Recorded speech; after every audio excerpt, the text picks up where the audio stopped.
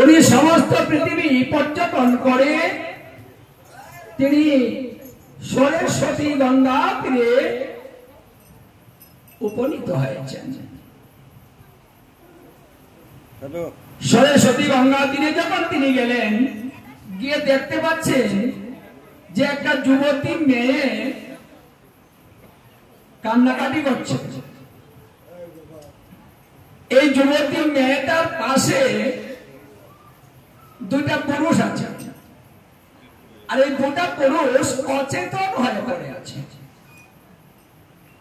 আর ওই মেয়েটা কান্নাকাটি করছে। এমন সময় নারদ মুনি সেখানে গিয়ে উপস্থিত হলেন। যখন নারদ মুনি সেখানে উপস্থিত হলেন, ওই মেয়েটা নারদ মুনিকে বলছে, হে মুনিবর, আমি মহা বিপদে আছি, আপনি এসেছেন, ভালোই হয়েছে, আমার বিপদটা রক্ষা করুন। নারদ মুনি বললেন, আচ্ছা তুমি কি বিপদে পড়েছ? আর এই যে দুইজন শুয়ে আছে, অচেতন হয়ে পড়ে আছে, ওরা তোমার কি হয়? আর তুমি কাঁদছই বা কেন? মানুষ কখন কাঁদে গো? বিপদ যখন বাড়ে তখনই তো কাঁদে। এমন কিসের বিপদ? আরে এই দুটা তোমার কি হয়? বলছে নারদ মুনি, আমাকে চিনতে পারছেন না তো? আমি কিন্তু আপনাকে চিনতে পারছি। আমার নাম ভক্তি দেবী, আর এই দুজন আমারই ছেলে। একটা যুবতী মেয়ে আর ছেলেগুলা বৃদ্ধ, এটা কি করে সম্ভব? মানে নারদ মুনি বুঝতে পারছেন না ব্যাপারটা কি। এটা কি কৌতূহল? না না না, কৌতূহল তো হতে পারে না, কারণ যিনি ভক্তি দেবী তিনি কৌতূহল করতে যাবেন কেন? আচ্ছা তাহলে দুই সন্তানের এমন হলো কেন? বলছে এখানেই তো কথাটা। কেন হলো? আমি যেখানে বাস করতাম সেটা ছিল দ্রবিড় দেশ। আমি দ্রবিড় দেশে বাস করতাম, আর সেই দেশে কলি এসে প্রবেশ করেছে। মানে কলি এসে এমন ভাবে আক্রান্ত আমাদের করেছে যে আমি রোগাগ্রস্ত হয়ে গেলাম। তার কারণ মানুষের ভক্তি নষ্ট হয়ে গিয়েছে। মানুষের যখন ভক্তি নেই তখন আমি বৃদ্ধ হয়ে গেলাম, রোগাগ্রস্ত হয়ে গেলাম। আমার এই দুই সন্তান, একজন জ্ঞান, একজন বৈরাগ্য, এই দুজন। মানুষের জ্ঞান এবং বৈরাগ্য দুটাই নষ্ট হয়ে গিয়েছে। এখন মানুষ জ্ঞান চর্চা করে না, জ্ঞান নষ্ট হয়েছে। নষ্ট জ্ঞান, নষ্ট জ্ঞান, যে জ্ঞানের মধ্যে আমার ভগবত কথা নেই, ভগবত সম্বন্ধীয় কোন কার্য নেই, আন কথা, গ্রাম্য কথা। মানে জ্ঞানটা এমন পর্যায়ে গিয়ে দাঁড়িয়েছে যে জ্ঞানকে আর রক্ষা করা গেল না। তাই আমার দুই সন্তান ওরা বৃদ্ধ হয়ে গেল, আমরা তিনজন বৃদ্ধ হয়ে গেলাম। আমি চিন্তা করে দেখলাম এ দেশে আর থাকা যাবে না, দেশটা পরিত্যাগ করতে হবে। আমি ওই দ্রবিড় দেশ পরিত্যাগ করে এই সরস্বতী গঙ্গা তীরে আসলাম। সরস্বতী গঙ্গা তীরে এসে যখন আমি পৌঁছালাম, আমার দুই সন্তান এখানে পড়ে গেল, পড়ে গিয়ে অচেতন হয়ে যায়, আর তারা চেতন ফিরে পাচ্ছে না। আমি ভক্তি দেবী, আমি গঙ্গায় নেমে গঙ্গা স্নান করিলাম। আমি যখন গঙ্গা স্নান করলাম আর আমি যুবতী হয়ে গেলাম, আমার বৃদ্ধতা, অসুস্থতা সমস্ত কিছু চলে গেল, আমি ভালো হয়ে গেলাম। তার মানে ভক্তি ফিরে এসেছে, ভক্তিটা রক্ষা পেয়েছে। কলির ধর্ম কি? কলির ধর্ম হচ্ছে ভক্তি। জ্ঞান এবং বৈরাগ্য দ্বারাতে কলির ধর্ম হবে না। কলির ধর্ম হবে একমাত্র ভক্তির দ্বারাতে সম্পন্ন হবে। এই জন্য স্বয়ং ভগবান অনাদি গোবিন্দ সর্বকারণেরই তিনি পরম কারণ। তিনি স্বয়ং ভাগবত রূপে ভক্তি রূপে কলিকালে এসেছেন। তিনি স্বয়ং ভক্তি রূপে আসলেন, কারণ ভক্তি দিয়েই জীবকে এবার মুক্ত করা হবে। এই জন্য ভক্তিটা রক্ষা পেয়েছে। হে মণিবর, আমার এই দুই সন্তানকে আপনি চেতন করুন, একটা উপায় করুন।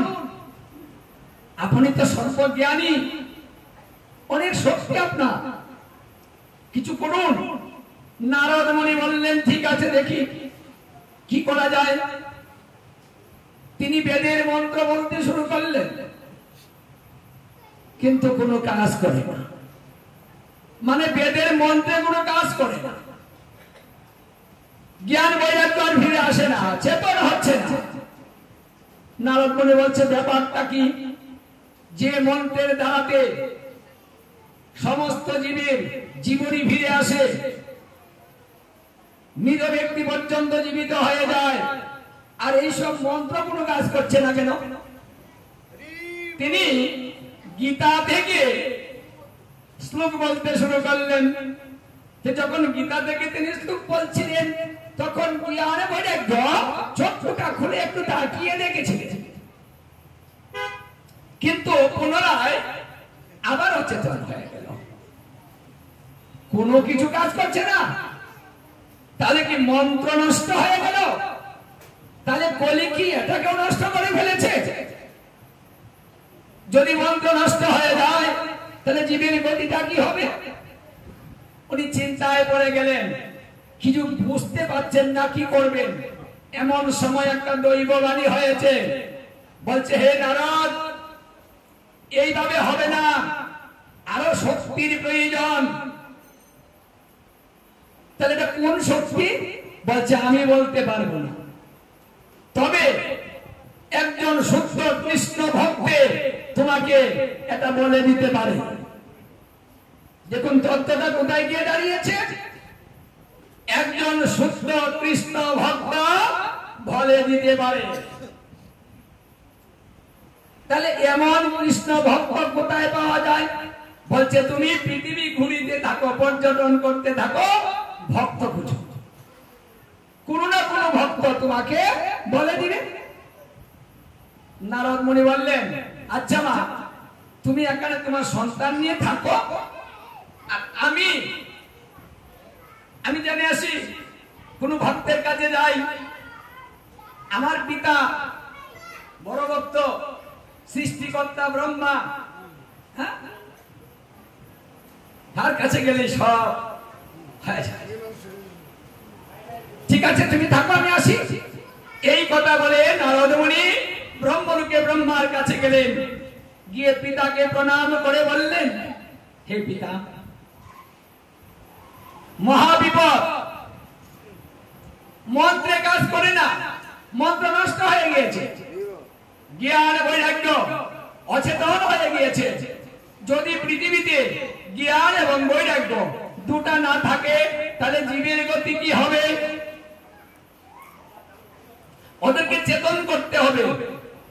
আপনি তো চতুর্বেদের বক্তা, সর্বপ্রথম নারায়ণ দর্শন করেছেন আপনি, দাম দর্শন করেছেন আপনি, আপনি সর্বপ্রথম সৃষ্টি হয়েছেন, সৃষ্টির আদিতেই আপনি। তাহলে আপনি তো সব জানেন। বলুন না, কোন মন্ত্রের দ্বারাতে জ্ঞান বৈরাগ্য পুনরায় চেতন ফিরে পাবে?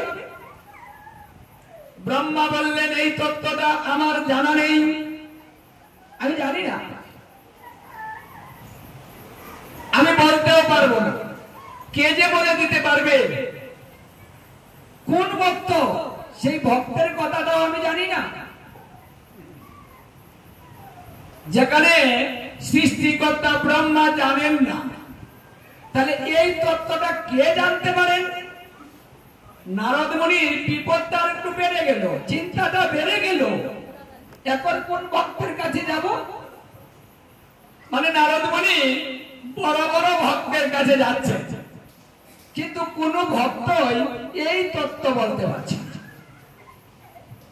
বিষণ্ণ বদনে মাথাটা নিচের দিকে দিয়ে নারদ মুনি রাস্তা দিয়ে যাচ্ছেন। এমন সময় চতুষ্টয় মুনির সঙ্গে সাক্ষাৎ হয়ে গেল। ব্রহ্মার চারজন পুত্র চতুষ্টয় মুনি, সনাতন, সনত কুমার, সনন্দ। এই চারজন মানস পুত্র। সনত কুমার দেখছে যে নারদ মুনি খুব চিন্তায় মগ্ন। দেখুন, মানুষের চিন্তা আছে না নেই, মনটা ভালো না ভালো না, ওটা কিন্তু বোঝা যায়। মানুষের ভিতরে যা হয় তার মুখের মধ্যে তা ভেসে ওঠে।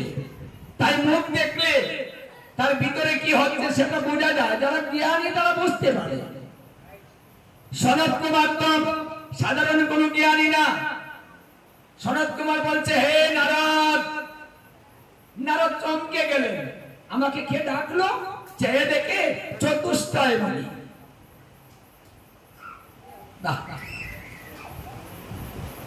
করো জোরে প্রণাম।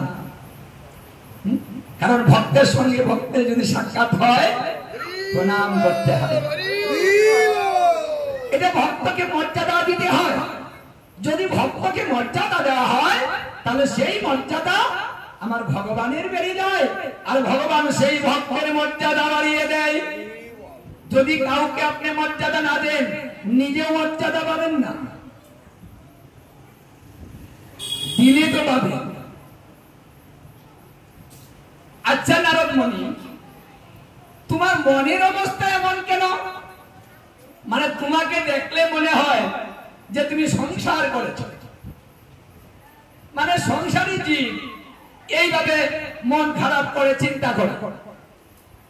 তুমি একজন ব্রহ্মচারী, তোমার তো সংসার নেই, তাহলে তোমার ভিতরে এমন চিন্তা কেন ঢুকলো? বিষণ্ণ বদন হয়ে গেল কেন? তোমার মুখের দিকে তাকানোই যাচ্ছে না। ব্যাপারটা কি? তোমার কি হয়েছে শুনি তো।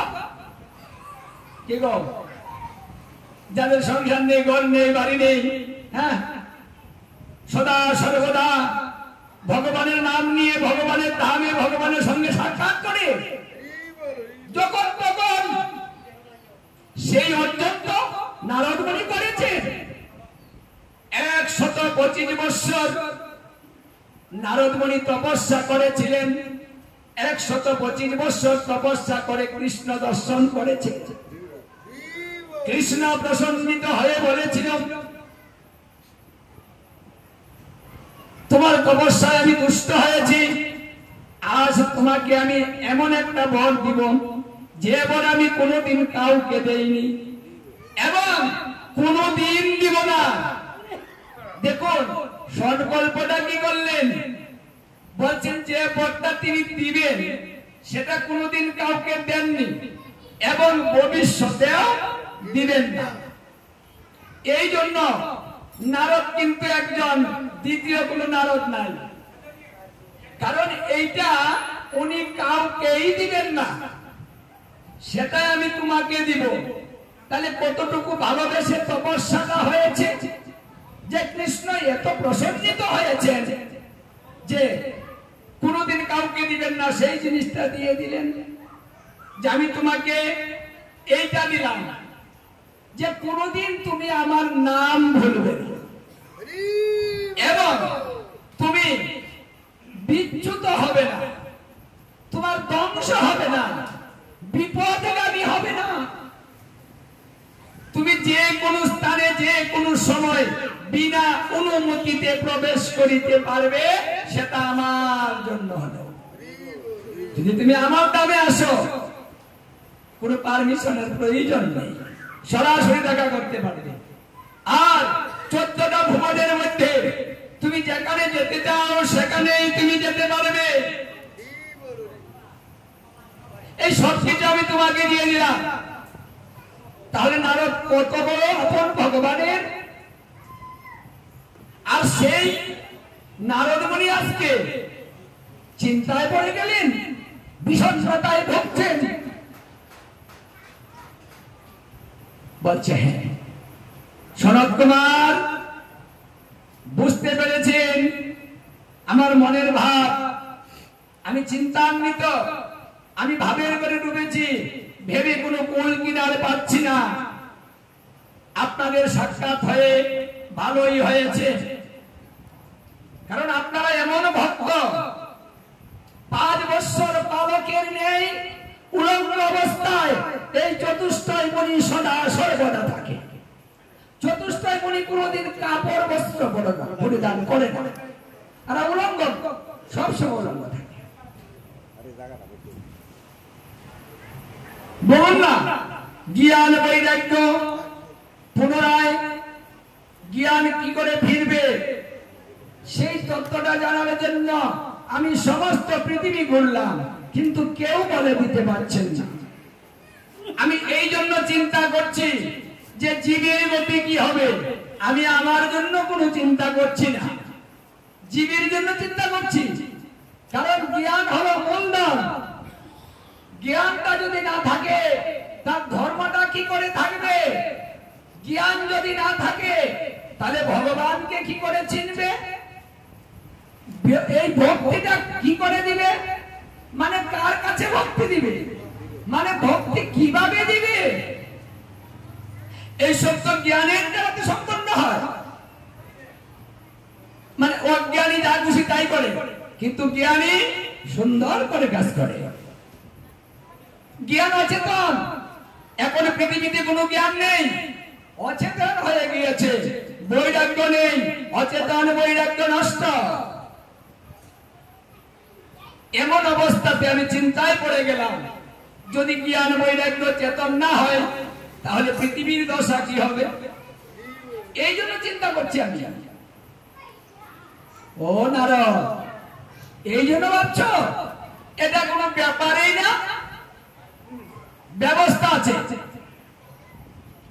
মানে সুব্যবস্থা। আচ্ছা কি করতে হবে বলুন?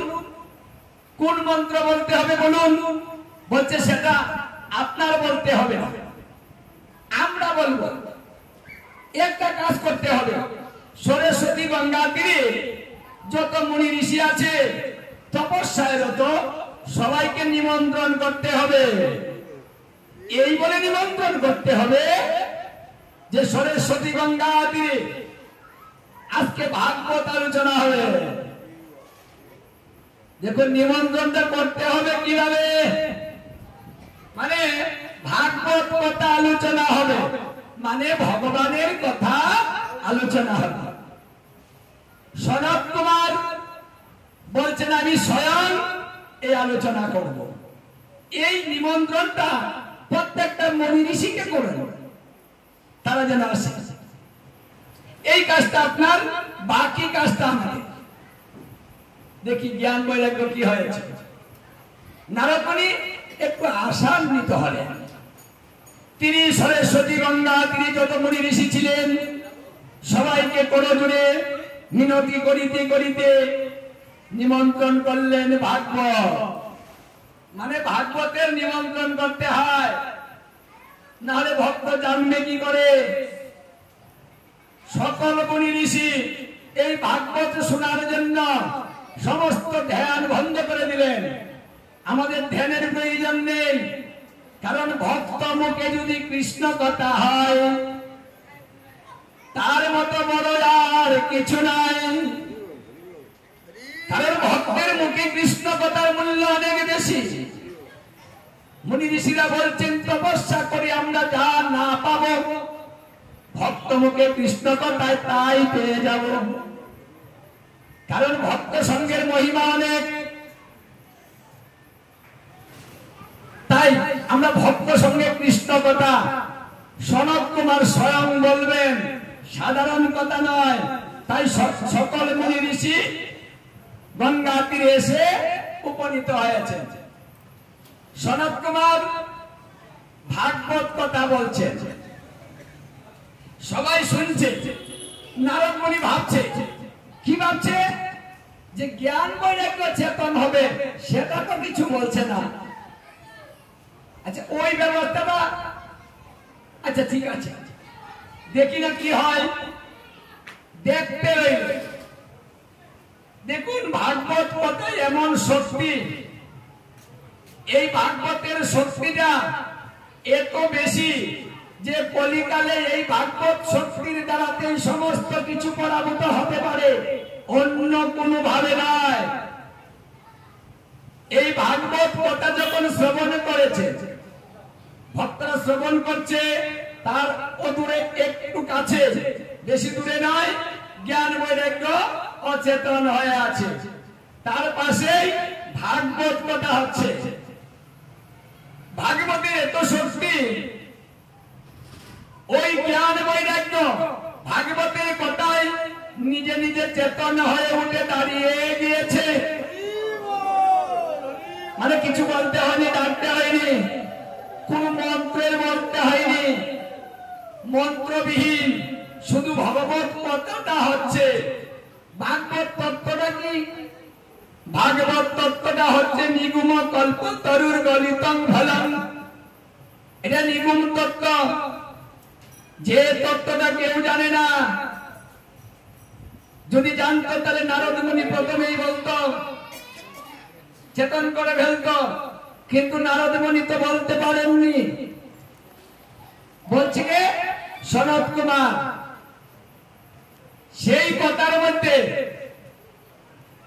স্বয়ং কৃষ্ণ দূরে থাকতে পারেনি। ভক্তের মুখে কৃষ্ণ কথা, মানে নিজের কথাটা শোনার জন্য স্বয়ং কৃষ্ণ এসে সেখানে উপনীত হয়ে গেল।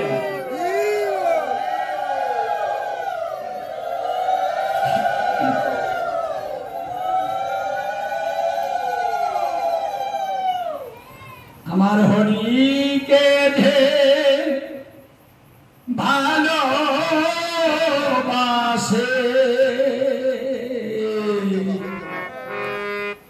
তার মত আর বান্ধব না।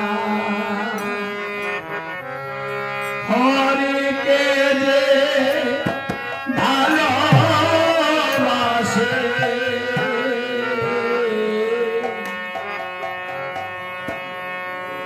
তার মত বান্ধব আমার মনে বলে তাকে পেলে নয়নে জলে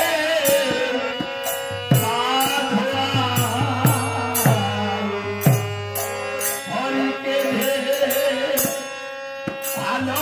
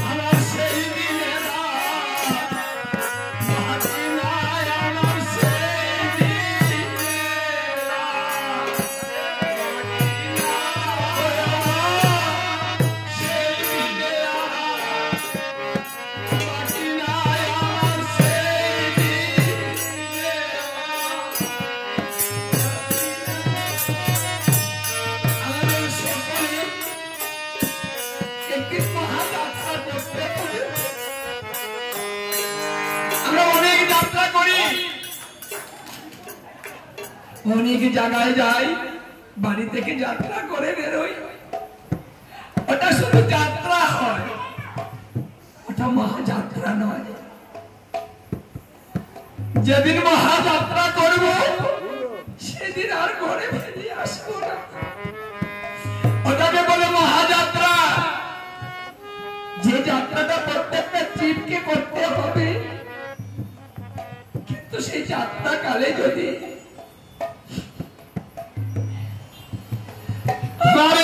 ভক্ত সঙ্গে হরিকথা বলে আমি সেই যাত্রাটা করতে পারি, তাহলে এই সুদূর মনুষ্য জানা আমাদের সার্থক।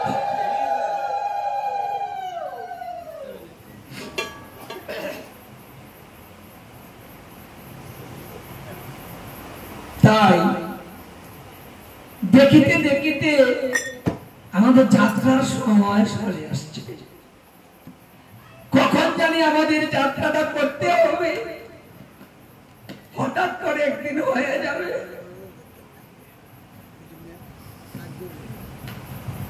এই জন্য ভক্তের মুখে কৃষ্ণ কথা শোনার জন্য লালসা জন্ম নিতে হয়। যে কথা শোনার জন্য রাধে গোবিন্দ তিনি পর্যন্ত ধামে থাকতে পারেন না, ধামটাকে ছেড়ে দিয়ে ভক্তের কাছে চলে, তিনি ভগবান হয়ে থাকতে পারলেন না, জীব তত্ত্ব ধারণ করলেন, মানুষ হয়ে গেলেন। তিনি ঐশ্বর্যের মধ্যে থাকতে পারলেন না, তিনি ঐশ্বর্যটা পরিত্যাগ করে কাঙাল হয়ে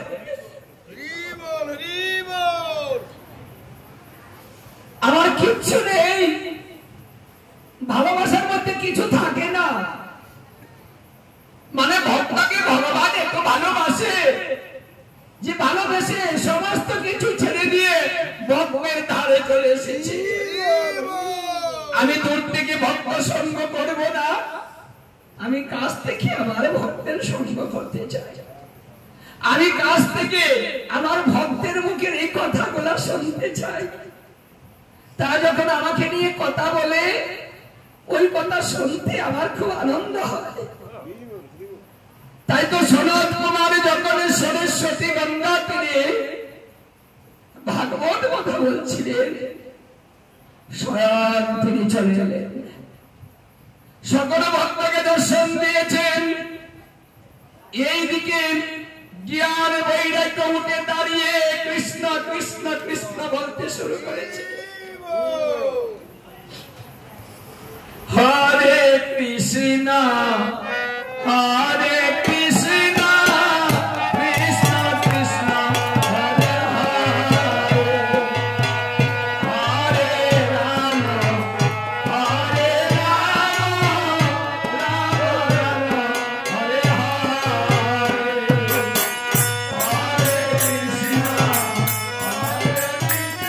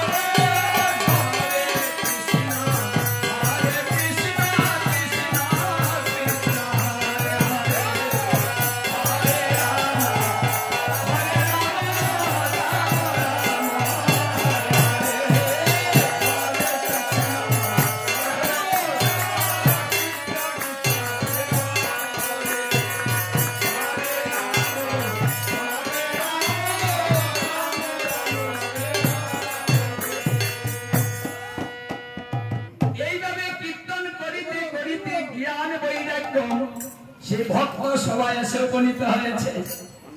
নারদ মুনি চেয়ে দেখে যে জ্ঞান বৈরাগ্য চেতন হয়ে গিয়েছে, মানে পুনর্জীবন পেয়েছে। তাহলে ভক্তি বলা হয়েছে, জ্ঞান বলা হয়েছে, বৈরাগ্য বলা হয়েছে, মানে সবাই বলা হয়ে গেল। খুব আনন্দ। নারদ মুনি বলছেন ব্যাপারটা কি? ভাগবতের এত শক্তি, মানে ভাগবত কথার দ্বারাতে, মানে ভাগবতে জ্ঞান বৈরাগ্য সবাইকে চেতন করে দিয়েছে। এই যে অনচৈতন্য জীব, এই অনচৈতন্য জীবকে এই ভাগবতের কথার দ্বারাতে চৈতন্য ফিরে আনা সম্ভব হবে। এই জন্য ভাগবতে জ্ঞান বাড়ে, ভাগবতে বৈরাগ্য বাড়ে, ভাগবতে যারা যন্ত্রণা কমে যায়, ভগবানের প্রতি ভক্তি বেড়ে যায়। নারদ মুনি এই তত্ত্বটা বুঝতে পারলেন যে এই তত্ত্বটা তো সাধারণ কোনো তত্ত্ব নয়। এবার শ্রীকৃষ্ণকে দর্শন করে সবাই খুব আনন্দিত, কারণ যেটা তপস্যার দ্বারাতে সম্ভব নয় আর সেটা ভাগবতের দ্বারাতে সম্ভব হয়েছে। কারণ ভাগবত আর কৃষ্ণের মধ্যে কোনো পার্থক্য নেই, এক সমান।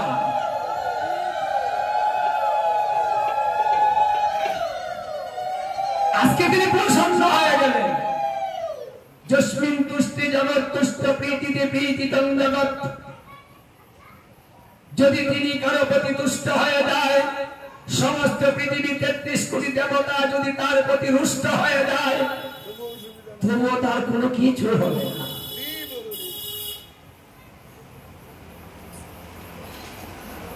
এবার সনাত কুমার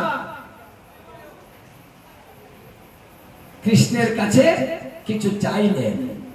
কৃষ্ণ বললেন আমি তোমাকে দিতে চাই, তুমি চেয়ে নাও। আজকে তোমার প্রতি আমি খুব প্রসন্ন হয়েছি, খুশি হয়েছি, চাও। সনাত কুমার বললেন চাইলে দিবে তো? বলছে হ্যাঁ অবশ্যই দিব, চাও তুমি? বলছে হে প্রভু, আজকে এখানে এসে তুমি যেভাবে আমাদেরকে কৃপা করে দর্শন দিয়েছ, যেখানে ভাগবত আলোচনা হবে এইভাবে তুমি যাবে, সবাইকে দর্শন দিয়ে তুমি কৃপা করে দিবে।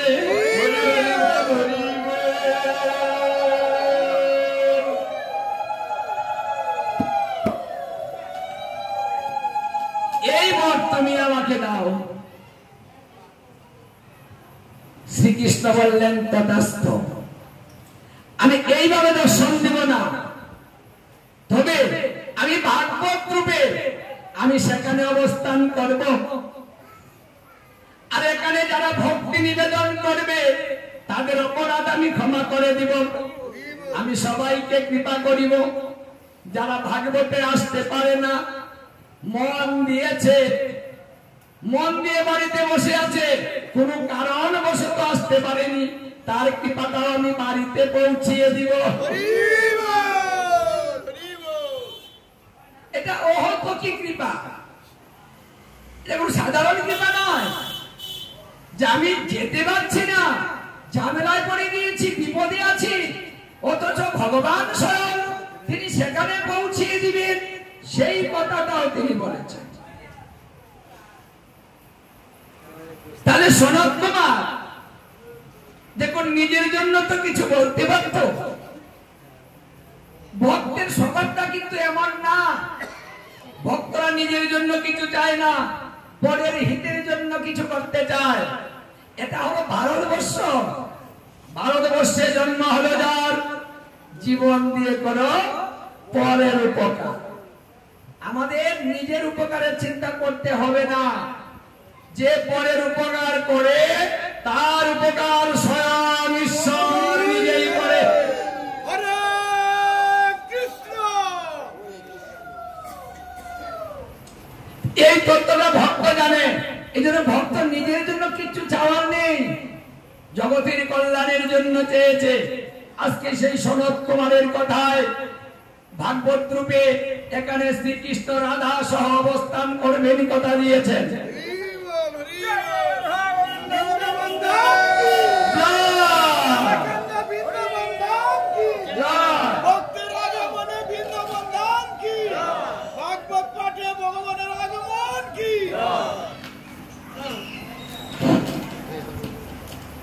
জ্ঞান বৈরাগ্য চেতন হয়েছে, আমরা ভক্তি ফিরে পেয়েছি এবং সনত কুমারের কাছে শ্রীকৃষ্ণ কথা দিয়েছেন ভাগবতে আসবেন। তাই আজকে এখানে এসেছেন। শুধু আজকে নয়, যে কদিন ধরে হচ্ছে এখানে প্রতিদিন অবস্থান করছেন। যে স্থানে ভাগবত সংকল্প হয়, সংকল্প এবং ইচ্ছাটা প্রকাশ করার সঙ্গে সঙ্গে তার নিমন্ত্রণ হয়। আমরা যেভাবে অনুষ্ঠান সিরিয়াল করে লিখে রাখি, আমার ভগবান সিরিয়াল দিয়েছে কোন জায়গায় যেতে হবে, কোন জায়গায় পাঠ হবে, কটার সময় হবে, ঠিক সেই সময় সময় ভগবান সেখানে উপস্থিত হয়ে যাবে। তাই এখানে নব বৃন্দাবন হয়েছে। শ্রীকৃষ্ণ কথা দিয়েছেন, আমার এই বৃন্দাবন আর ওই বৃন্দাবন, এই দুইয়ের মধ্যে কোনো পার্থক্য নাই, ওটা সমান বৃন্দাবন। তাই যে সুযোগটা আপনারা পেয়েছেন, এই নিয়ম মাস ভগবত কথা প্রতিদিন হচ্ছে, এখানে বৃন্দাবন প্রতিদিন হচ্ছে। ভিসা, গাড়ি ভাড়া, সঙ্গের সাথী কোনো কিছুর প্রয়োজন নাই, মাস ব্যাপী থাকার প্রয়োজন নাই। মাত্র ঘন্টা 2-3 ঘন্টার মধ্যে আপনার বৃন্দাবন হয়ে গেল, বিনা টাকা, বিনা খরচে, বিনা পরিশ্রম। এই যে কৃপা, এই কৃপা শুধু আমাদের জন্য, এই কলিযুগের জন্য, এটা অন্য যুগের জন্য ছিল না, অন্য যুগে হবেও না। তাই আপনারা প্রতিদিন পরিবারের সবাইকে নিয়ে এই ভাগবতে চলে আসুন। ঘরে কাউকে রেখে আসবেন না, সবাই আসবেন। কারণ ভাগবতে হাঁটলেও লাভ, দর্শনেও লাভ, শ্রবণেও লাভ, সব দিকেই শুধু লাভ। এত লাভের সুযোগ কি প্রতিদিন পাবেন? এই নিয়ম সেবা আছে বিদায় সুযোগটা হয়েছে। নিয়ম সেবা চলে গেলে তো বৃন্দাবন হচ্ছে না এইভাবে প্রতিদিন, তাহলে প্রতিদিন বৃন্দাবনে আসতে পারছেন না। তাই সুযোগটা হেলায় হেলায় নষ্ট না করে এই বৃন্দাবন আর ওই বৃন্দাবন সমান দেখে সবাই বৃন্দাবন দর্শনে চলে আসুন। এখানে বসে ভাবের ঘরে ডুবে যান, বৃন্দাবন দর্শন করুন। টাকা থাকলে ওখানে যেতে পারবেন, বৃন্দাবন দর্শন করতে পারবেন না। এই কথাটা ভাগবতের 10ম স্কন্ধে উল্লেখ করেছে যে বৃন্দাবনে সবাই যায়, কিন্তু দর্শন সবাই করে না। দর্শনের চক্ষু অর্জন করতে হয়, মন রেডি করতে হয়, তারপরে তো বৃন্দাবন দর্শন হয়। তাই আমার যে মহাপ্রভু তত্ত্ব শিখিয়েছেন যে বৃন্দাবন তুমি জায়গায় থেকে যেতে পারো, তাই ভাবের ঘরে ডুব, ভাবিতে ভাবিতে প্রেমের অঙ্কুর হবে, সাধ্য সাধন তত্ত্ব পাইবে সে তবে। চৈতন্য চরিতামৃতে বলছে যে সাধ্য বস্তু, সাধন বস্তু যে কিছু সফল, হরিনাম করিলে মিলিবে সফল। বাহ! তাই আসুন আমরা প্রতিদিন এখানে আসি, শ্রবণ করি, এই সুদুর্লভ মনুষ্য যেন সার্থক করি। আজকে এখানে বিশ্রাম দিয়ে দিচ্ছি, কারণ রাত্র হয়েছে অনেক, আবার তো মঙ্গল আরতি করতে হবে, বিশ্রামের প্রয়োজন আছে। কলিকাল জীব অন্নগত প্রাণ, আলস্য বেশি, আলস্য বেশি বিদায় 7 ঘন্টা ঘুমাতে হয়, না হলে ঘুম পূর্ণ হয় না, বিভিন্ন অসুস্থ হয়। এই জন্য আমাদের নিয়মিত সবকিছু করাই সর্বোত্তম। এটা গীতায়ও বলেছে যে নিয়মিত ভাবে যে করে সে সাধন ভজন হয়, যার নিয়মিত চলে না তার সাধন ভজন হয় না। তাই সঠিক আমি ঘুমাবেন, ঠিক টাইমে উঠবেন, স্নান করবেন, মঙ্গল আরতি করবেন, দোকান করবেন, রান্না করবেন, সেবা করবেন, সবকিছু একটা টাইমের মধ্যে ফেলুন। জীবনটা একটা সুন্দরভাবে গুছা হিসাবের মধ্যে আনেন। বেহিসাবি চলবেন, জলে পড়ে মরবেন। হিসাব করে চলুন। শাস্ত্রে বলেছে যে হিসাব করে না সে দরিদ্র হয়। ভজনের দরিদ্রতা আছে, শুধু টাকাকে দরিদ্রতা বলা হয় না, কারণ ভজনের মধ্যেও দরিদ্রতা আছে। যার ভজন নাই তাকেও দরিদ্র বলা হয়, কারণ ভজন নেই। যার কিছু নেই তাকেই তো দরিদ্র বলা হয়, কাঙাল বলা হয়। তাই ভজনটা আমাদের করে ধনী হতে হবে। আমরা কি ধনী হতে চাই? ওই টাকা পয়সার ধনী না। যদি অনন্ত কোটি ব্রহ্মাণ্ডের মালিক শ্রীকৃষ্ণ আমাদের হয়ে যায়, তাহলে আমরা অনন্ত কোটি ব্রহ্মাণ্ডে যা আছে সবকিছু মালিক আমি হব। তাকে যদি আমি করতে পারি, তার সব আমার হয়ে যাবে। কৃষ্ণ দলের ধনী হতে চাই।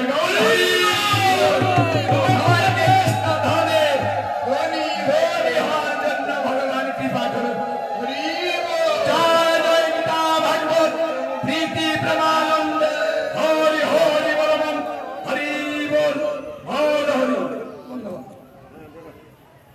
মোবাইলটা বন্ধ করো, বন্ধ।